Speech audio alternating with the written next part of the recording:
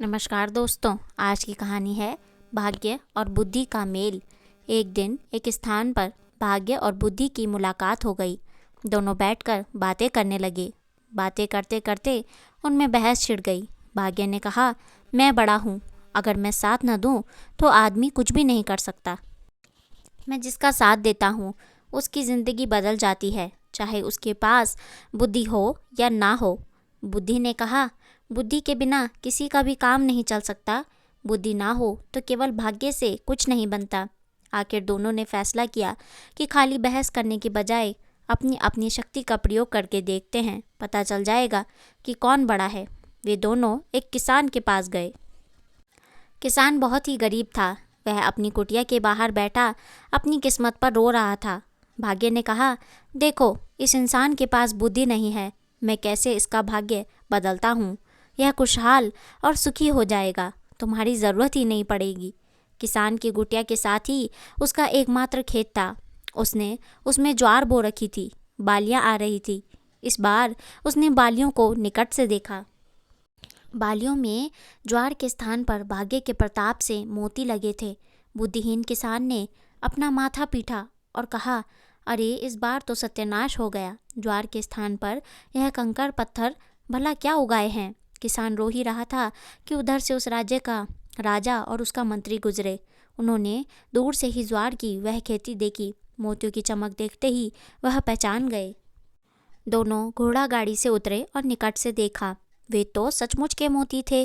दोनों बोले कि यह कितना धनी किसान है जिसके खेत में मोती ही मोती उगते हैं। मंत्री ने किसान से कहा कि हे भाई, हम एक बाली तोड़कर ले जाएं। किसान बोला, एक क्या, 150 उखाड़ लो, पत्थर ही तो पत्थर लगे हैं इनमें। राजा ने मंत्री के कान में कहा, देखो कितना विनम्र है, यह अपने मोतियों को पत्थर कह रहा है। मंत्री ने कहा, और दिल भी बड़ा है, हमने एक मांगा और यह 150 ले जाने को कह रहा है महाराज। वे 2 बालियां तोड़कर ले गए।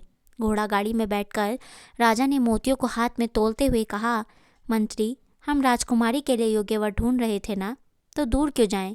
यह किसान जवान है, धनी है और कितना बड़ा दिल है इसका, इसलिए तो मोतियों को पत्थर कहता है।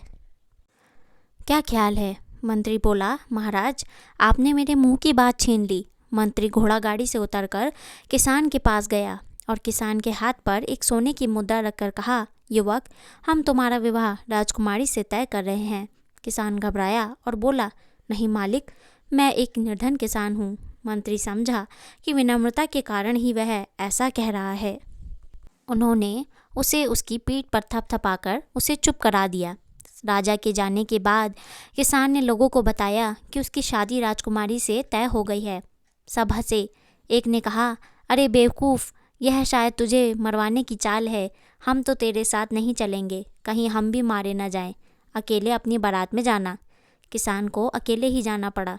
राजा ने इसका बुरा नहीं माना। मंत्री ने उसे अपने घर ठहराया। वहीं से उसकी बारात गई और धूमधाम से राजकुमारी से उसकी शादी हो गई। शादी हो जाने के बाद राजा ने दामाद को महल का ही एक भाग दे दिया। राजा का कोई पुत्र नहीं था तथा वह दामाद को अपने पास ही रखना चाहता था ताकि राज सिंहासन भी बाद में उसे सौंप सके।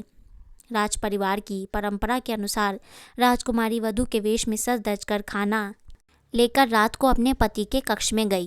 किसान ने इतनी सुंदरता से सजी और आभूषणों से लदी कन्या सपने में भी नहीं देखी थी। वह डर गया। उसके मूर्ख दिमाग में अपनी दादी की बताई कहानी याद आ गई, जिसमें एक राक्षसी सुंदरी का वेश बनाकर गहनों से सजी धजी एक पुरुष को खा जाती है। उसने सोचा कि यह भी कोई राक्षसी है जो उसे खाने के लिए आई है। वह उठा और राजकुमारी को धक्का देकर गिरता हुआ चिल्लाता बाहर की ओर भागा। भागता भागता वह सीधे नदी किनारे पहुंचा और पानी में कूद गया। उसने सोचा कि राक्षसी का पति होने से अच्छा मर जाना होगा। राजकुमारी के अपमान की बात सुनकर राजा आग बबूला हो गया। राजा की सिपाहियों ने किसान को डूबने से पहले ही बचा लिया। उधर राजा ने आदेश जारी कर दिया कि दूसरे दिन उसे मृत्यु दंड दिया जाएगा। बुद्धि ने भाग्य से कहा, देख, तेरा भाग्यवान बुद्धि के बिना मारा जाने वाला है। अब देख मैं इसे कैसे बचाती हूँ। इतना कहकर बुद्धि ने किसान में प्रवेश किया। किसान को राजा के सामने पेश किया गया तो किसान बोला, महाराज, आप किस अपराध में मुझे मृत्युदंड देने चले हैं?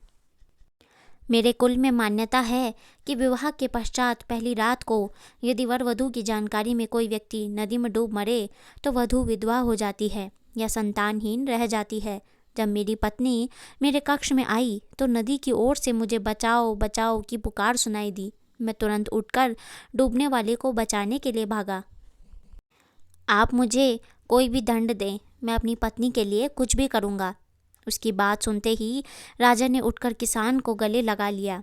पिता पुत्री ने लज्जित होकर अपने असंगत व्यवहार के लिए माफ़ी मांगी और फिर तीनों खुशी खुशी महल के अंदर चले गए। बुद्धि ने मुस्कुराते हुए भाग्य की ओर देखा। दोस्तों, इस कहानी से हमें यह शिक्षा मिलती है कि जीवन में सफलता के लिए भाग्य और बुद्धि दोनों का मेल ज़रूरी है।